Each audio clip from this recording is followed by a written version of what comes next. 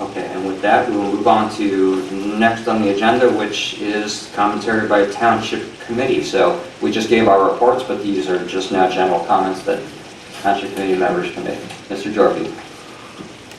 Thanks, Mayor. I'll keep this brief, but I think everyone left from the Community Room Service Award from earlier this evening. But again, I just wanted to congratulate Charlie Artigler on his service to our town. I'm not sure if everyone is here at the beginning of the meeting, but who I know as Charlie from Hillside Hose Company, where I volunteer at, he has been a tremendous figure for the members at Hillside Hose, not only since I've been a member, which has been a little over 10 years, but also since he joined, which was back in the 60s, I believe.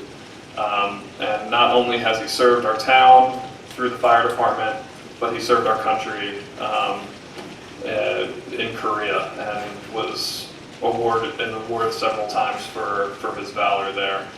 So he is well deserving of the honor, and I can't thank him enough for just all that he's done for our town, whether it's been just on Western Avenue where he's lived since the 50s, or here in Town Hall in the Senior Club meetings. Secondly, I just want to show my support for that we're moving forward with the open space grant application for Valley View, not only as just a member of the community garden there on Picatinny Road, but just having lived here my whole life and gone personally to see the sunsets there with my family. Preserving that strip of land is critical, in my opinion, to maintain the character of our town and the fabric we have here. And like Mayor Grazel said, I encourage you to go see it if you have not already. And just lastly, looking forward to working with Deputy Mayor Wilson on the Transportation Advisory Committee and talking about our differences in opinion and working towards our ultimate goals together as we're on the standing committee together. So thank you. Very good. Peter? Even briefer. A sad note, Sharon Remlinger, who is a participant in many of our meetings and has been here for a long time, lives in the town. Her husband, Don, died this week. Just a wonderful man. He's been a Morris Township resident for as long as I've lived here, over 50 years.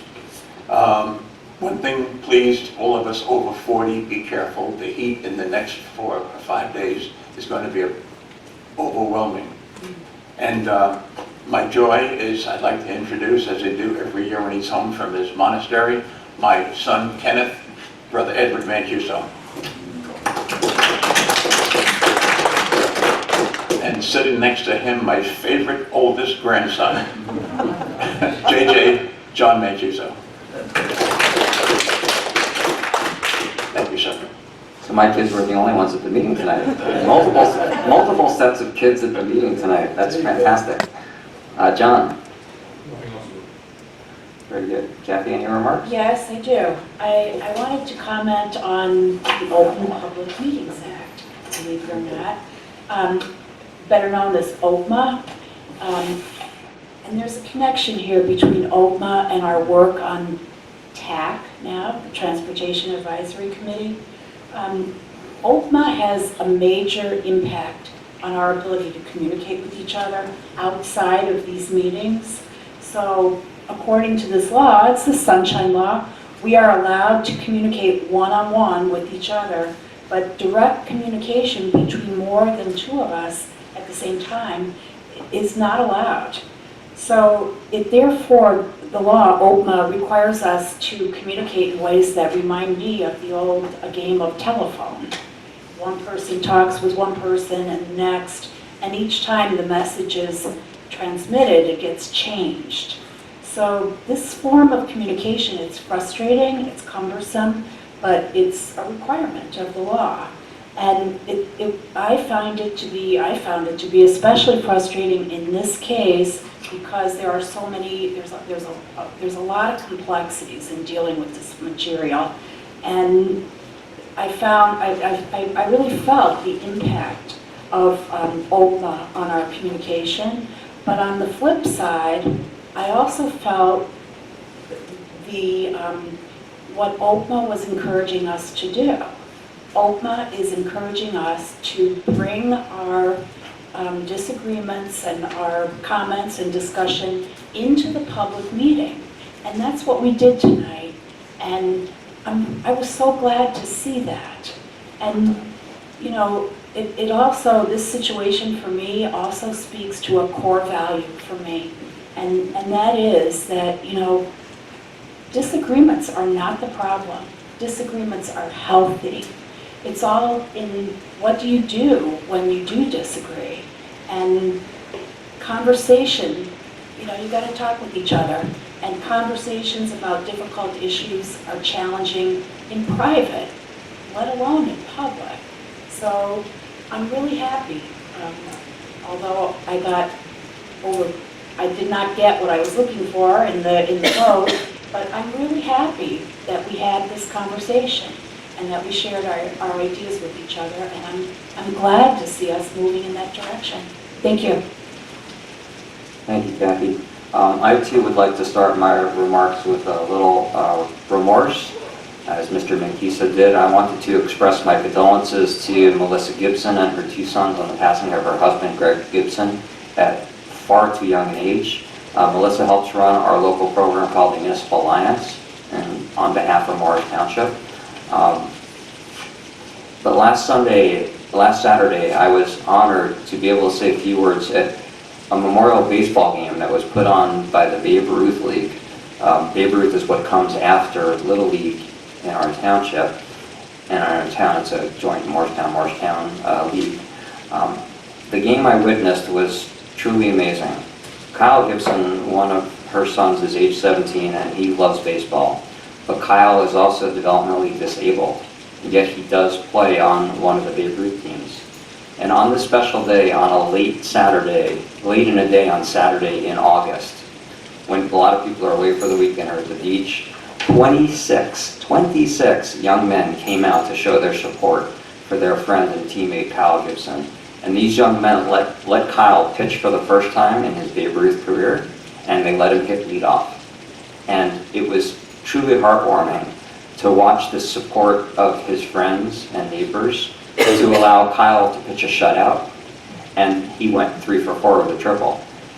And it was truly a blessing that these 26 kids gave to this one young person and this family on this Saturday afternoon. And it just meant so much to me to see that is a fabric of our great community, that people do this for each other, and it's really something that I think this body is trying to support in all of our efforts to have people in our community support each other and give back to each other. So I really wanted to share that special story with everybody.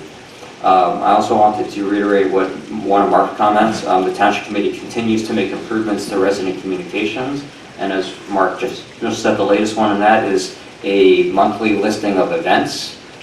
What the work that he and Virginia and the administrator's office did is truly fantastic. If you haven't seen it, it's probably because you're not on the Municipal Messenger. So I urge everybody to sign up to the Municipal Messenger to get these great communications that we're trying to relay to people. But if you're not on Municipal Messenger, it is up on the website. I've seen it there myself, so go take a look at the events, and as Mark said, we'll be releasing another calendar of events in August. Regarding the James Street sidewalk, one thing I didn't say earlier is, but I did want to say thank you to Mayor Doherty of Morristown for doing their part in installing their sidewalk up until the Morris Township border. We did have that resolution that was mentioned earlier, and although that was in 2013 and it took till 2019 for them to, so to speak, live up to their end of the bargain, they have, and I'm grateful for that, and I want to acknowledge Mayor Doherty and the Morris Township Council for putting forward the funds. And now it's our turn, and like we said to the public earlier, we hope to be pursuing our half now that the Morris Township half is in. Morristown half is in, sorry. As Mr. Mancuso said, there's a heat wave coming, and I just wanted to remind everybody that we have 2 great pools in town, and there is still an opportunity to become a partial season member of our pools. So this hot weekend, I urge you to go out and check out our pools if you're not a member, and take advantage of a partial season membership at the pools. In speaking with Mr. Quinn yesterday, the topic of playgrounds came up, and Mr. Quinn told me that we have 3 very particular sites in our playground program that are doing great this summer. Bursting at the seams is what he said. but it's another great program that the Recreation Department puts on that's doing fantastically well this summer. I wanted to let the public know that the County College of Morris has been awarded a $4 million grant from the United States Department of Labor. The grant program is called Scaling Apprenticeship Through Sector-Based Strategies, and it focuses on advancing development of apprenticeship programs in 3 areas: advanced manufacturing, information technology, and healthcare. And the program supports partnerships among educational institutions and the private sector. Partnerships will create apprenticeship models to close the skills gap by providing job training and job placement opportunities and strengthening the pathways for these trades into the workforce. And as a grant recipient, CCM will lead a consortium of New Jersey-based community colleges to build a network of apprenticeship programs that are being focused on advanced manufacturing. And CCM was only one of 23 academic institutions in the entire country to receive funding. And CCM is another great asset that we have in our county. Fantastic, I know people who teach there, it's a fantastic institution. And I think this grant really is going to take them to the next level, because they're going to take that money and build a manufacturing institute on the campus at CCM. So I wanted to make sure the public was aware of that. And speaking of the Department of Labor, yesterday I was honored to represent Morris Township at a meeting of Northeast elected officials that was hosted by the White House Intergovernmental Affairs Office. This grant program was actually mentioned in the remarks by the Secretary of Labor, and so I was very proud to be one of the general recipients of the funding. The meeting took place in the historic Eisenhower building that's adjacent to the White House, which houses the executive offices for the executive branch of our government. And I was only one of 2 elected officials from Morris County who decided to attend the meeting, the other one being Heather Darling of the County Freeholder Board. But I just want to let the public know that I was down there, and the IGA seems like they really want to help local municipalities. And so with that, I will close my remarks. And the last thing we have, let's see, consideration of monthly reports. Will somebody... sorry, we have public comment.